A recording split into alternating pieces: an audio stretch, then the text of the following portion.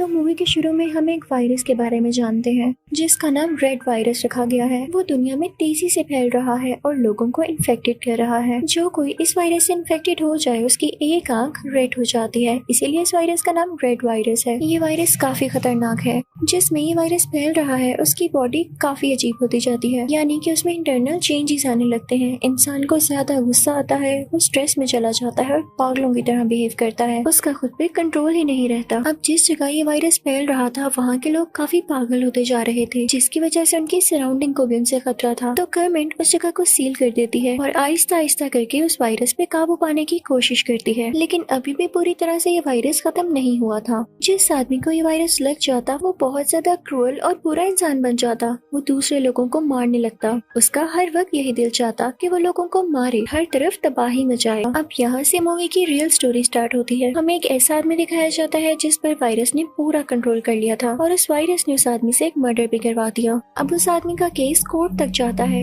उसके लॉयर का नाम डेरिक होता है। वो सबको यही कहता है कि इस मर्डर में इस आदमी का कोई कसूर नहीं, इसने ये मर्डर जानकर नहीं किया बल्कि वायरस ने इससे करवाया। तो सब उसकी बात मान लेते हैं और उस आदमी को छोड़ दिया जाता है। डेरिक पहले काफी गरीब था। वो हमेशा से ऐसी जॉब करना चाहता था जिसमें एफर्ट कम और पैसे ज्यादा हो। तो डेरिक ये केस जीतने के बाद काफी खुश होता है और अब उसका लाइफस्टाइल काफी अच्छा था क्योंकि उसकी प्रमोशन जो हो गई थी। अब एक सुबह हमें दिखाया जाता है कि डेरिक अपने ऑफिस जा रहा होता है। तभी वहाँ पर एक लेडी आती है जो कि उससे किसी लोन की बात कर रही होती है। वो कहती है कि मेरे घर के लिए मुझे लोन चाहिए, लेकिन बैंक कह रहा है कि हम आपको वो लोन नहीं दे सकते क्योंकि हम ये घर बेचने वाले हैं। अब आप मुझे बताएं मैं क्या करूं? वो काफी परेशान दिख रही होती है और उसका नाम मेलेनी होता है। तो डेरिक मेलेनी से कहता है कि मैं तुम्हारी कोई हेल्प नहीं कर सकता, ये मेरे कंट्रोल में नहीं। जब मेलेनी उसे रिक्वेस्ट करती है कि प्लीज मुझे लोन दे दे, तो डेरिक सिक्योरिटी को बुलाकर उसे वहाँ से निकलवा देता है और फिर उसके बाद वो पानी पीता है और उस पानी में था रेड वायरस। डेरिक बेचारे को क्या पता था कि उसने मेलेनी को तो ये कहा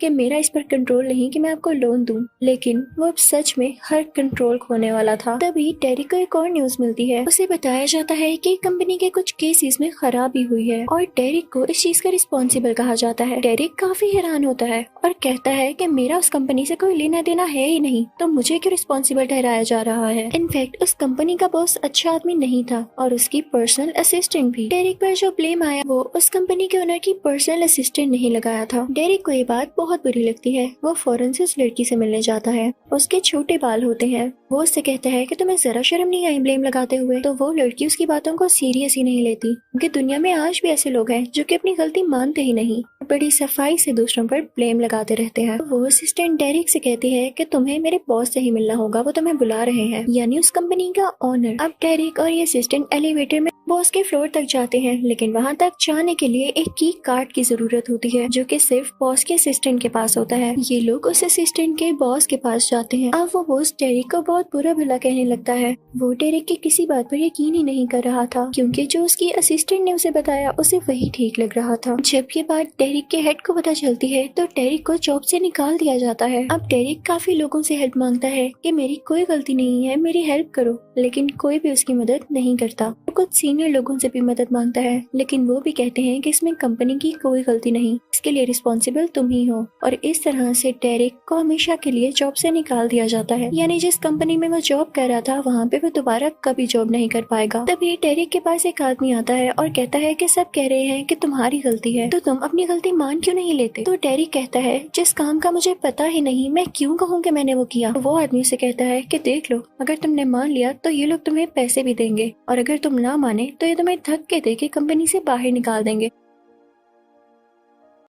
डेरिक काफी परेशान हो जाता है और वो कहता है कि मैं कभी नहीं कहूंगा कि ये मैंने किया क्योंकि मैं गलती पर हूँ ही नहीं। तो अब डेरिक को धक्के देकर कंपनी से और उस बिल्डिंग से बाहर निकाल दिया जाता है। लेकिन तभी वहाँ पर कुछ लोग आते हैं जिनमें कुछ डॉक्टर्स और पुलिस वाले होते हैं। वो उन सब लोगों से कहते हैं कि अपनी बिल्डिंग के अंदर ही रहो क्योंकि उनको खबर मिली थी कि इस बिल्डिंग में वो वायरस आ चुका है। तो वो बिल्डिंग को सील करने आए थे और जो बिल्डिंग के अंदर था वो उन्हें भी अंदर ही रहने देते हैं। वो कहते हैं कि 8 घंटे तक आप लोग बाहर नहीं आ सकते क्योंकि अगर कोई इन्फेक्टेड हो गया है तो वो अंदर ही रहे, बाहर आकर दूसरे लोगों को इन्फेक्टेड ना करे। अंदर जो लोग थे वो बहुत घबरा रहे थे, बहुत डर रहे थे कि अगर हम में से कोई इन्फेक्टेड हुआ तो वो तो हम पर अटैक कर देगा, क्योंकि उसका खुद पर कोई कंट्रोल नहीं है। हम जैसे कि मूवी के शुरू में हमने देखा कि डेरिक ने जो पानी पिया था उसमें वो रेड वायरस था, तो डेरिक डेफिनेटली अब इन्फेक्टेड हो चुका था। और देखते ही देखते कुछ टाइम में डेरिक की आंख रेड हो जाती है, उसका खुद पर कंट्रोल नहीं रहता और वो बिल्कुल पागलों की तरह बिहेव करने लगता है। उसके सामने एक आदमी खड़ा होता है जिस पर वो अटैक करने लगता है, लेकिन उसका हाथ पकड़ लिया जाता है। इसे लग रहा था जैसे डेरिक में काफी ज्यादा पावर आ गई हो और वो किसी के मना करने से मना नहीं हो रहा था। वो कहता है कि जिस कंपनी ने मुझ पर इल्जाम लगाया मुझे उसके बॉस से मिलना है। जब उस बॉस को ये बात पता चलती है तो वो डेरिक को ऊपर नहीं आने देता,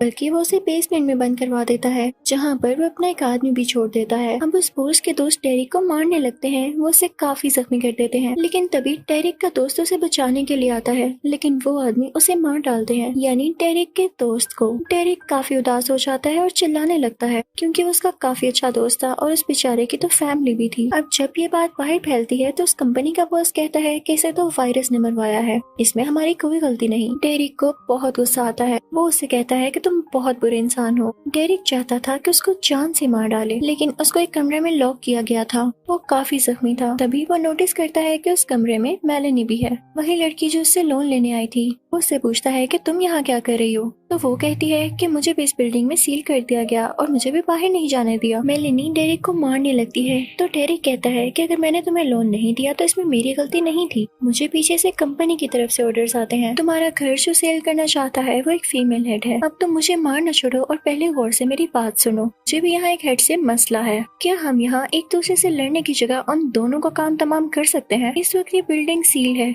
अंदर ना तो कोई आ सकता है और ना यहाँ से कोई जा सकता है। अगर हम उन्हें अपनी ट्रैप में फंसा लें तो वो बाहर भी नहीं जा सकेंगे, और अगर हमने उन्हें मार दिया बाहर से पुलिस भी नहीं आ सकेगी। सबको यही लगेगा कि मर्डर्स वायरस करवा रहा है, तो ये हमारे पास एक अच्छा चांस है। वो दोनों इस प्लान को डन करते हैं, लेकिन अब एक बड़ा इशू ये था कि ये लोग इस रूम से बाहर कैसे आते। लेकिन तभी वो बॉस अपने दो आदमी भेजता है डेरिक को मारने के लिए, लेकिन डेरिक को तो मौका चाहिए था, उल्टा उन्हीं दो आदमियों को मार डालता है, क्योंकि वो बहुत एग्रेसिव और बहुत पावरफुल हो चुका था। अब वो दोनों बैठ के प्लान करने लगते हैं कि हम बॉस तक कैसे पहुंचे, क्योंकि बॉस के फ्लोर तक पहुंचने के लिए की कार्ड चाहिए होता है, जो कि मैंने आपको पहले भी बताया कि वो सिर्फ उसकी असिस्टेंट के पास है। अब एक और बात कि उस बॉस के असिस्टेंट तक पहुंचने के लिए भी एक की कार्ड की जरूरत होती है, और वो की कार्ड डेरिक के दोस्त के पास है, तो यानी कि इस तरह से वो उस बॉस तक पहुंच सकते हैं। ये लोग उस रूम से बाहर आ चुके थे जब डेरिक उस आदमी के पास जा रहा होता है जिसके पास असिस्टेंट तक जाने के लिए की कार्ड होता है। तो रास्ते में उसे बहुत से दुश्मन मिलते हैं जो कि बॉस ने उसके पीछे लगा रखे थे। उसके अलावा वहाँ पर काफी ऐसे लोग थे जिनमें वायरस फैल चुका था और वो उन पर अटैक करना चाहते थे। डेरिक और मेलेनी जैसे तैसे करके उस रूम तक पहुंच जाते हैं। डेरिक उस आदमी की टेबल से वो की कार्ड उठाने लगता है ताकि उस असिस्टेंट तक पहुंच सके, लेकिन वो आदमी उसको अपना की कार्ड उठाने नहीं देता। यहाँ हम पर ये रिवील होता है कि वो आदमी भी डेरिक के साथ सिंसियर नहीं था। डेरिक जैसे ही वो कार्ड उठाने लगता है तो उसके हाथ के ऊपर सीजर से स्टैब कर देता है। अब मेलेनी और डेरिक उस आदमी से बहुत लड़ाई करते हैं और फाइनली मेलेनी उस आदमी को मार डालती है। डेरिक वहाँ से वो की कार्ड उठा लेता है, लेकिन उस बॉस की भी हर खबर पर नजर थी। उसे पता चल चुका था कि डेरिक नेक्स्ट कार्ड लेने अब उसके असिस्टेंट के पास आएगा, तो वो फौरन से अपनी असिस्टेंट को कॉल करता है। वो उसे कहता है कि तुम अपना की कार्ड बाहर फेंक दो। वो लड़की तो अपने बॉस को ओके कह देती है, लेकिन उसका दिल नहीं जा रहा था वो कार्ड फेंकने का। आगे से वो लड़की अपनी ही असिस्टेंट को कहती है कि इस कार्ड को छुपा दो, मैं इसको बाहर नहीं फेंकना चाह रही। लेकिन डेरिक और मेलेनी उस लड़की तक पहुंच चुके थे, क्योंकि बॉस की उस असिस्टेंट को तो पहले ही पता था कि यहाँ क्या करने आए हैं। वो पहले से ही अपने कई ज्यादा लोग अपने साथ खड़े कर लेती है जो कि डेरिक और मेलेनी से लड़ने वाले थे। यहाँ पे एक बहुत बड़ा फाइट सीन क्रिएट होता है, यानी मेहम। इस नाम पर ये मूवी है। सब एक दूसरे को बहुत मारने लगते हैं, इवन हड्डियां भी तोड़ देते हैं। डेरिक और मेलेनी सबको मार डालते हैं। अब डेरिक सीधा उसी औरत के पास जाता है जो कि बॉस की असिस्टेंट थी और उससे की कार्ड मांगता है, तो वो कहती है कि मेरे पास कोई की कार्ड नहीं। डेरिक उससे कहता है कि मैं तुम्हें जान से मार डालूंगा। तो वो छोटे बालों वाली औरत यानी बॉस की असिस्टेंट अपनी असिस्टेंट से कहती है कि लाओ कार्ड, और जब वो कार्ड लाती है तो वो काफी मेल्टेड होता है और काफी छोटा भी हो चुका था।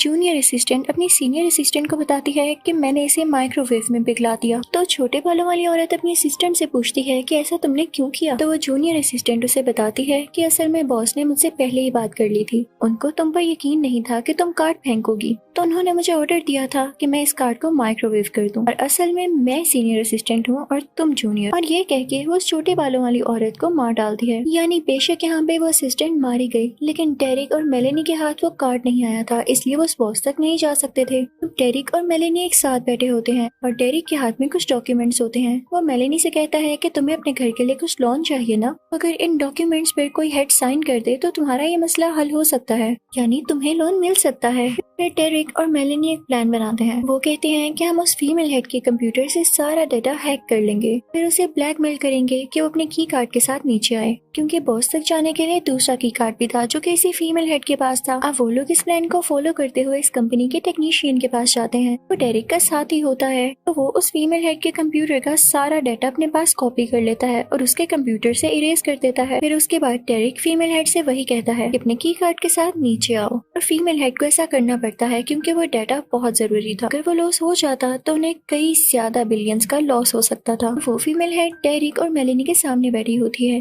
तो डेरिक उस पर गन पॉइंट करके उसका की कार्ड ले लेता है, फिर उसके बाद उसे डॉक्यूमेंट्स देता है और कहता है कि इस पर आपके साइन चाहिए। तो वो फीमेल हेड कहती है कि नहीं, मैं कभी भी साइन नहीं करूंगी। मेलेनी को काफी गुस्सा आता है और वो चिप तोड़ देती है जिसके अंदर उस फीमेल हेड का सारा डेटा होता है। ये देख के उस फीमेल हेड को बहुत गुस्सा आता है, तो मेलेनी पर अटैक करने लगती है और उसे काफी मारती है। दूसरी तरफ उस फीमेल हेड का आदमी डेरिक को भी बहुत मारता है, उसे काफी जख्मी कर देता है, लेकिन फाइनली डेरिक उस आदमी को मार डालता है। दूसरी तरफ मेलेनी अब उस फीमेल हेड पर अटैक करने वाली थी, लेकिन वो फीमेल हेड कहती है कि खाली की कार्ड से ही तुम लोग ऊपर नहीं जा सकते, इसके लिए कोड भी चाहिए जो कि मैं तुम लोगों को कभी नहीं बताने वाली। तभी वहाँ पर डेरिक आता है, तो वो फीमेल हेड डेरिक से कहती है अगर तुम चाहते हो कि वो कोड मैं तुम्हें बता दूं तो तुम इस लड़की मेलेनी को मुझे दे दो, इसने मेरा डेटा रिमूव करके बहुत बड़ी गलती की है और अब मैं इसे लेसन सिखाऊंगी। लेकिन मेलेनी उसका मुंह बंद करने के लिए उसे मारने लगती है, लेकिन तभी डेरिक मेलेनी को बेहोश कर देता है क्योंकि उसे तो कोड से मतलब था और उसने बॉस के पास जाना ही जाना था। वो मेलेनी को उस फीमेल हेड को दे देता है और अब वो फीमेल हेड मेलेनी को अपने साथ ले जाती है। वो फीमेल हेड मेलेनी को टॉर्चर करने लगती है और उसे काफी बुरी सजाएं देने लगती है, लेकिन इससे पहले ही हम पर रिवील होता है कि मेलेनी भी अब इन्फेक्टेड थी, उसकी एक आंख रेड हो चुकी थी और इस बात का डेरिक को पता था। तभी तो उसने मेलेनी को उस फीमेल हेड के पास छोड़ दिया क्योंकि वो जानता था कि मेलेनी अब बहुत गुस्से में आ जाएगी और वो उस फीमेल हेड को नहीं छोड़ेगी। यानी डेरिक ने यहाँ काफी अच्छे तरीके से ट्रिक किया था और वो की कार्ड और वो कोड लेके बॉस के पास पहुँच जाता है। वो बॉस उससे कहता है कि आओ आओ, तुम्हारा ही इंतजार था, मुझे पता था कि तुम यहाँ जरूर आओगे, बस मैं तुम्हें टेस्ट कर रहा था।